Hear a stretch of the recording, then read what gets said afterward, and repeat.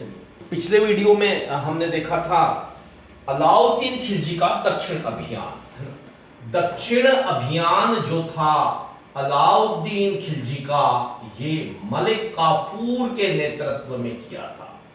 मलिक काफूर के नेतृत्व में दक्षिण अभियान किया था और वहां पे 4 राज्य थे: देवगिरी, वारंगल, द्वार समुद्र और ये था मदुरा, या इसको माबर भी कहा जाता था। देवगिरी अभियान में अलाउद्दीन खिलजी ने पहले भी सफलता प्राप्त की थी और मलिक काफूर के नेतृत्व में जब यहां पर आक्रमण कराया था तो यहां के शासक रामचंद्र देव ने समर्पण कर अपार धन संपदा भेंट की थी और उसने कहना चाहिए कि प्रत्येक वर्ष कर देने का निश्चय किया था। अच्छा, यहां पर जो थे अनिलवाड़ के शासक, अनिलवाड़ जो राजधानी थी गुजरात के शासक जो थे, कर्ण ने यहां पर शरण ली थी और कर्ण की यहां पर इस आक्रमण के दौरान हत्या हो जाती है और इसकी पुत्री जो थी देवल रानी, इसको पकड़कर मलिक काफूर के सैनिक अलाउद्दीन खिलजी के पुत्र खिज्र खां की सेवा में भेज देते हैं। इस प्रकार देवगिरी पर जो आक्रमण था अलाउद्दीन का, ये सफल हुआ।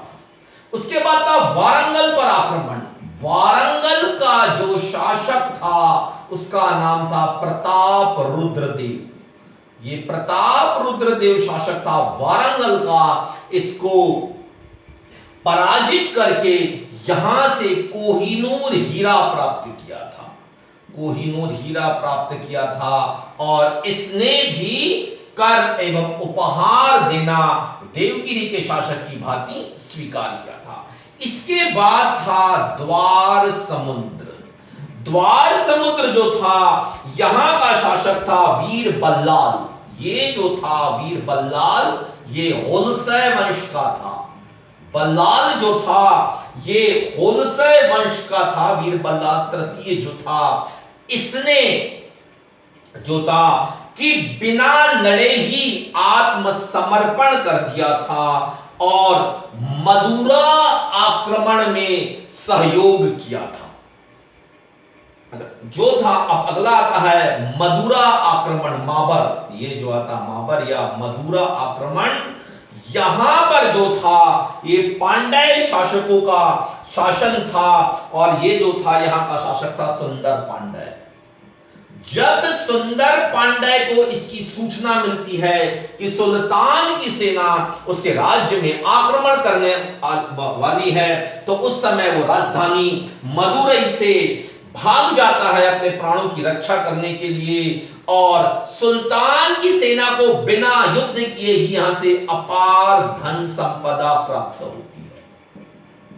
अच्छा, ये जो था दक्षिण अभियान के तहत मदुरा जो था, यहां पे माबर आक्रमण जो धन संपदा की दृष्टि से सबसे सफल अभियान था। यहां पर जो था सबसे अधिक धन संपदा प्राप्त हुई थी और इस प्रकार देखा जाए तो देवगिरी, वारंगल और द्वार समुद्र जो थे वो सुल्तान के अधीन आ गए थे। यानी सुल्तान ने यहां पर इन शासकों पर दबाव बनाकर कर देने का इनको स्वीकार करवाया था। लेकिन मदुरा जो था एकमात्र ऐसा राज्य था जो अप्रत्यक्ष रूप से भी सुल्तान का भाग नहीं था। ये हमको याद रखने का है इसके विषय में, मदुरा के बारे में। अच्छा, अब हम देखते हैं अगला, मंगोलों का आक्रमण। मंगोल जो थे ये दिल्ली सल्तनत के शासकों को हमेशा ही परेशान करके रखा था इन्होंने। और ये जो मंगोल आक्रमण था, ये मंगोल आक्रमण, ये जो था अलाउद्दीन खिलजी के शासनकाल में सर्वाधिक मंगोल आक्रमण हुए थे। ये आपको याद रखने का है, सर्वाधिक मंगोल आक्रमण जो है ये अलाउद्दीन खिलजी के शासनकाल में ही हुए थे। और मंगोलों ने यहां पर कुल 6-7 बार आक्रमण किया था, और जिनमें 7 बार इनको जो थी असफलता प्राप्त हुई थी। लेकिन जो था इनका चौथा जो आक्रमण था, इस चौथे आक्रमण के समय ये दिल्ली तक पहुंच गए थे।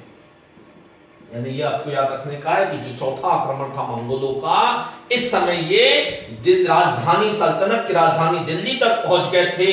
और यहां पर इन्होंने, लेकिन वहां किले में प्रवेश नहीं कर पाए थे। यहां पे कहना चाहिए कि लूटपाट करके इनको फिर बाद में मंगोलों को वहां से भगा दिया गया था। और इसी आक्रमण से सुरक्षा हेतु अलाउद्दीन खिलजी ने 1304 में सीरी का किला बनवाया था। सीरी का जो किला है ये मंगोलों के चौथे आक्रमण के दौरान दिल्ली में बनवाया था। अच्छा, अलाउद्दीन का जो था ये मंगोल आक्रमण के बाद आता है सुधार, प्रशासनिक सुधार। प्रशासनिक सुधार सल्तनत काल का पहला सुल्तान था कि जिसने प्रशासनिक सुधारों की ओर ध्यान दिया था।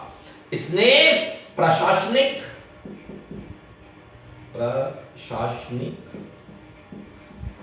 इसके बाद में न्याय, सैन्य एवं आर्थिक, इन 4 क्षेत्रों पर सुधार हेतु विशेष जोर दिया था। हम सबसे पहला देखते हैं इसमें प्रशासनिक सुधार में।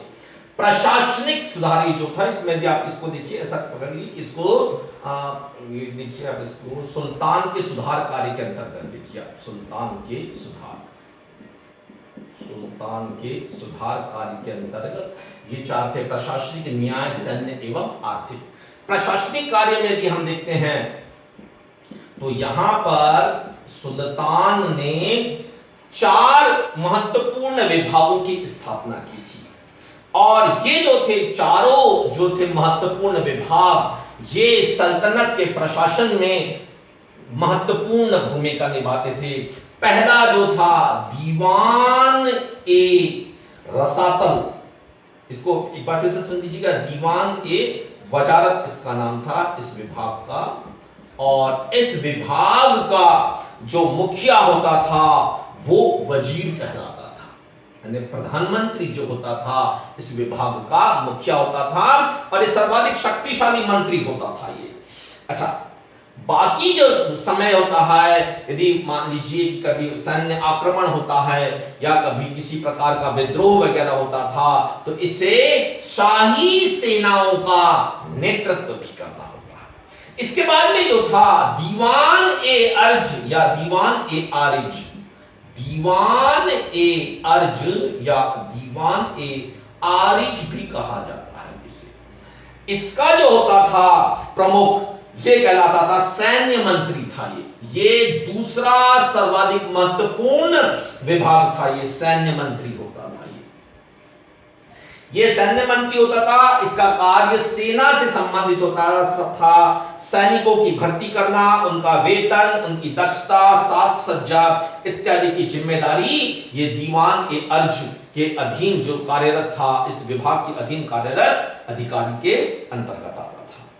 अच्छा, अगला जो है इसमें दीवान ए इंशा, ये जो अगला महत्वपूर्ण विभाग था, दीवान ए इंशा। दीवान ए इंशा जो ये तीसरा महत्वपूर्ण मंत्री था। इसका महत्वपूर्ण कार्य था शाही उद्घोषणाओं एवं पत्रों का प्रारूप तैयार करना। शाही उद्घोषणाओं एवं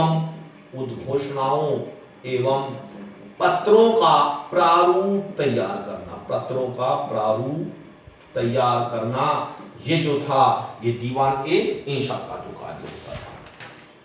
चौथा था ये दीवान ए रसातल, दीवान ए रसातल। ये इसका मुख्य कार्य होता था विदेश विभाग एवं कूटनीति, विदेश विभाग एवं कूटनीति। ये जो मंत्री होता था विदेशों के साथ में सुल्तान के संपर्क और जो कूटनीतिक तौर से उनसे संधि वगैरह करना इसका महत्वपूर्ण काम होता था। इसके अलावा जो था और भी अन्य मंत्री एवं अधिकारी जो होते थे वो इन चारों के अधीन कार्यरत थे। तो सुल्तान ने जो था प्रशासन के लिए सल्तनत को कुल 11 प्रांतों में विभाजित किया था। सल्तनत जो थी यहां पर 11 प्रांतों में विभाजित थी यहां पर, और ये जो था इसमें ये जो 11 प्रांत थे, प्रत्येक प्रांत में एक प्रांतपति होता था।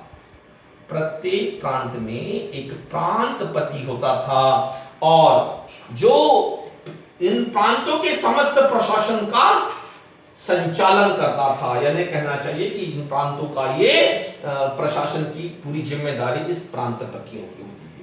इसे वली या मुक्ता भी कहा जाता था। इसे वली या मुक्ता भी कहा जाता था। वली या मुक्ता भी इसे कहा जाता था प्रांतपति को। और ये पद स्थानांतरित होते थे। ये पद स्थानांतरित होते थे लेकिन वंशानुगत नहीं थी।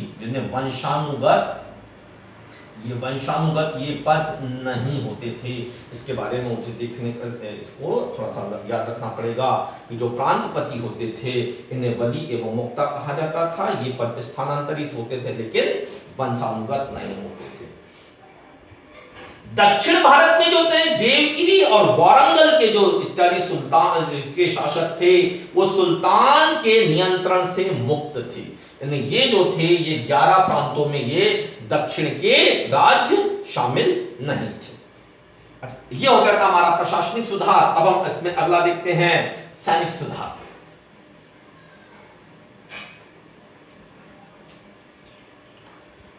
सैनिक सुधार के तहत हम देखते हैं इसमें यहां पर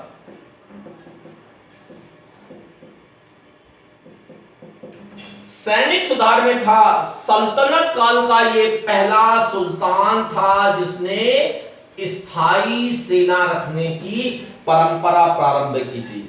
इसके पहले के जो सुल्तान थे वो जरूरत पड़ने पर सूबेदारों एवं जागीरदारों से सेना प्राप्त करते थे, किंतु कई बार होता था कि समय पर सेना उपलब्ध नहीं हो पाती थी। इस वजह से अलाउद्दीन खिलजी सल्तनत का पहला सुल्तान हुआ जिसने स्थायी सेना रखने की परंपरा प्रारंभ की थी। दूसरा जो था इसमें सेना का केंद्रीकरण किया था। सेना का केंद्रीकरण कर इन्हें नगद वेतन देता था। केंद्रीकरण करके इनको नगद वेतन देता था और सैनिकों की सीधी भर्ती की प्रथा प्रारंभ की थी। सैनिकों की सीधी भर्ती की प्रथा इसने प्रारंभ की थी।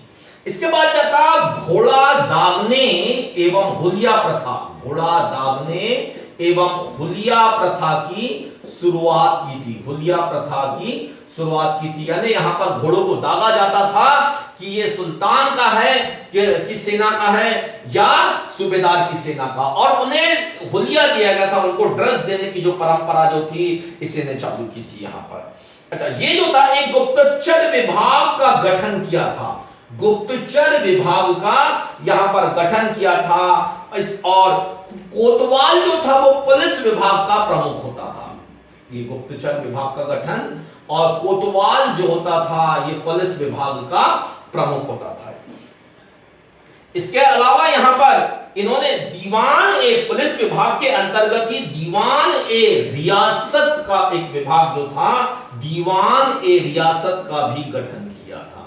दीवान ए रियासत जो था ये पुलिस विभाग के अंतर्गत एक गठन किया था जो व्यापारी वर्ग पर नियंत्रण रखता था। यानी इनका जो मुख्य कार्य था व्यापारी वर्ग पर नियंत्रण रखना। व्यापारी वर्ग पर नियंत्रण रखने के लिए इस विभाग की स्थापना की थी।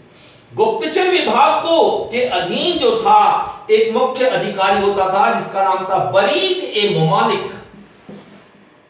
बरीद ए मुमालिक एक जो था एक अधिकारी होता था और इसकी सहायता के लिए एक बरीद नामक एक अन्य कनिष्ठ अधिकारी होता था। अलाउद्दीन ने डाक चौकियों, एक पांचवा जो आएगा यहां पे, डाक चौकियों एवं कहना चाहिए कि डाक चौकियों एवं कुशल घोड़सवारों की नियुक्ति की थी। यानी यहां पर यह हुआ था कि डाक चौकियों का मुख्य कार्य होता था कि सल्तनत के समाचार जो है और या सल्तनत के समाचार या विद्रोह इत्यादि की सूचना सुल्तान को शीघ्रता से पहुंचा सके। और इस प्रकार हमने देखा था ये सैनिक सुधारों में। अगले वीडियो में हम देखेंगे न्याय सुधार एवं आर्थिक सुधार के विषय।